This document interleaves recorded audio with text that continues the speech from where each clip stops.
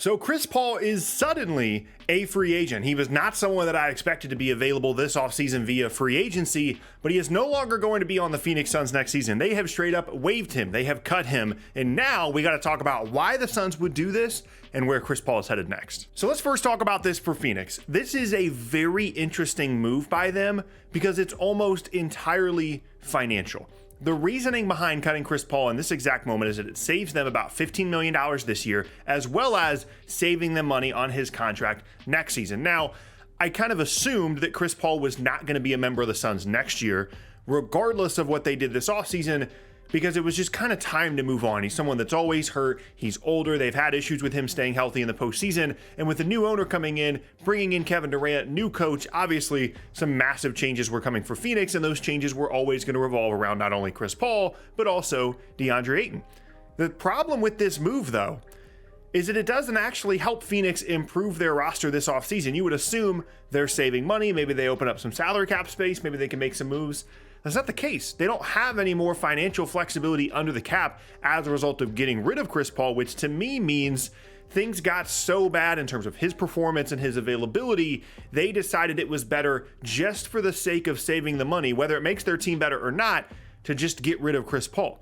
Now, that's interesting to me because I had assumed that they would be pretty aggressive in terms of exploring trade options for Chris Paul this offseason, as well as just keeping him on the team next year. Yes, he's expensive. Yes, he's overpaid. Yes, he gets injured a lot, but he's still worth having on the roster, assuming that in this case, cutting him doesn't help you get any kind of free agents. Now, my best guess here is that this is related to something that I'm going to talk about in a lot of videos over the next year, and that is this new CBA that's coming into effect in the second apron of the luxury tax that's going to go into effect next offseason. Without going into all the weird, crazy details, it's going to be more and more difficult for teams to build competitive rosters when they have a ton of expensive players. And Chris Paul, of course, is an expensive player and also one that doesn't provide nearly that much value on the floor. And so getting ahead of that a little bit, cutting Chris Paul now rather than next offseason helps save them some money. And I think overall, from a financial standpoint, yes, it makes sense, but I'm a little surprised that they didn't explore their trade options here a little bit more, which means that Chris Paul is now a 2023 free agent, and it's a class that has some interesting pieces, James Harden chief among them, but Paul specifically, I think, is still going to have a good amount of a market here. Now, it's weird because a lot of the teams you would typically expect him to go to obviously don't have a ton of salary cap space, and to me that means he's probably going to land in that mid-level exception kind of territory. But just to be clear, if he does end up on any of the favored destinations that I'm sure you're going to hear about, it's going to be on not a very big number relative to what Chris Paul has been making recently in his career. A couple of teams to keep an eye on here that I think are really interesting. Depending on what happens with Kyrie, there's a couple of different places here, whether it be Dallas or the Lakers, that I think Chris Paul would certainly be interested in going to. Dallas maybe a little bit less so because Luka's there, maybe someone that's a little bit more ball dominant, but I definitely think that they'd be looking to upgrade to that spot if Kyrie left. If Kyrie stays in Dallas, the Lakers are always going to be a very real possibility. Go play alongside LeBron James. They could certainly use another guard that can, set up other guys, even as good as guys like, Austin Reeves were. If they move on from D'Lo and they don't get Kyrie, Chris Paul could be a relatively inexpensive option for the Lakers.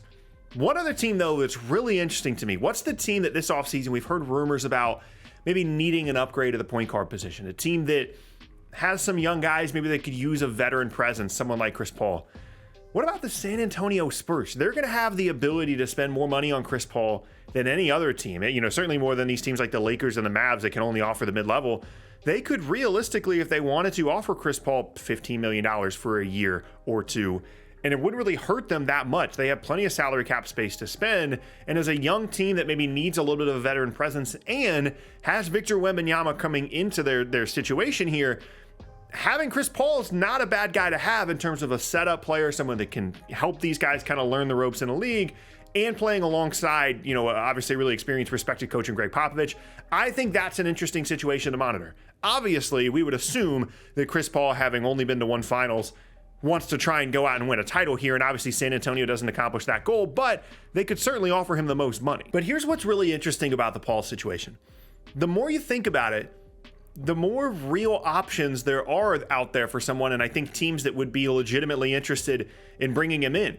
because I do think that he can easily fit into the mid-level exception or something close for a lot of contending teams. And yes, he's old. Yes, he's injury prone. But if you're a team that doesn't really need him, but would benefit from having him there, I think there's a lot of options there. Philadelphia is a team that comes to mind. Again, depends on the free agency situation of one of their key players, in this case being James Harden, but why not add Chris Paul to that roster? Have Paul and either Harden, if he stays or goes, Maxey as well, another setup guy.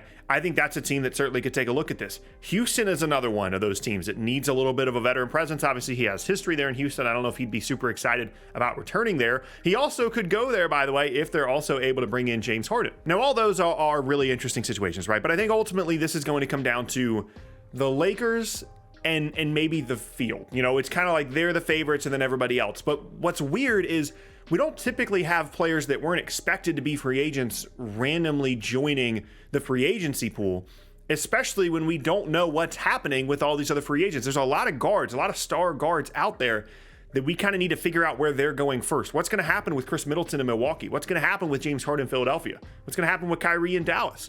We don't really know where any of those guys are going to go, and presumably they're more of a priority for each of these teams that could potentially be interested in Chris Paul than Paul would be himself. Keep in mind as well that if Phoenix was going to make some significant upgrade to their roster, they could have used Paul and his contract this offseason. For example, if they wanted to try and bring in Kyrie Irving or some other all-star to try and replace Paul, attach some pick compensation to him, they needed his contract and now they don't have it. But I actually don't think that's the biggest part of this story.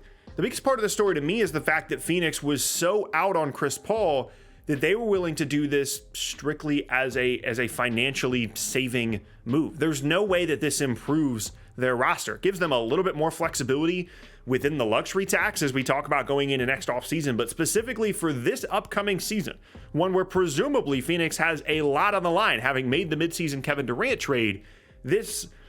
No matter what you think about Chris Paul and his inability to continue to stay on the floor, it makes their team worse. And it makes their team worse in a way that doesn't allow them to improve.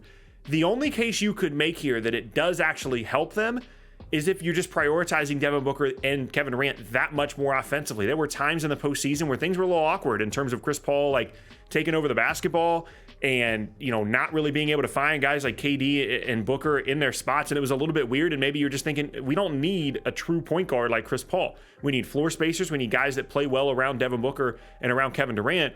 And Chris Paul maybe doesn't fall into those plans. Now, the last, kind of domino here for Phoenix in terms of their offseason is now going to be what they're going to do with DeAndre Ayton. The assumption was that Paul was going to stay and that Ayton was going to be the one moved. But now, do you really want to have this much roster turnover when you have so much on the line going into next season?